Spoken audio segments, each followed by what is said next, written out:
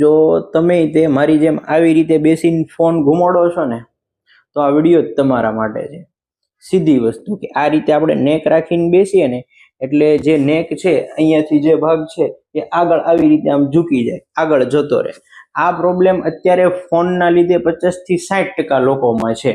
આને કહેવાય ફોરવર્ડ નેક. ફોરવર્ડ નેક થાય ને એટલે આવી રીતે આગળ નેક ઝૂકી જાય ને એટલે અલ્ટિમેટલી જે નેક ઉપર જે પ્રેશર હોય એ 4 થી 5 કિલો જેવું વધી જાય. એ વધવાના કારણે લોંગ ટાઈમે સર્વાઇકલમાં પ્રેશર આવવાની સંભાવના રહે. બીજી વસ્તુ, ક્યારેક એમાં ખાલીને એવું ચડે એવી સંભાવના રહે.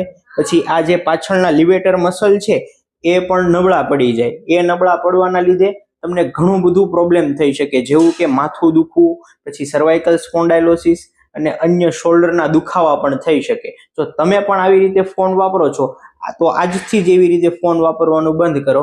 અને આ જો તમારે પણ ફોરવર્ડ નેક થઈ ગઈ છે તો બીજો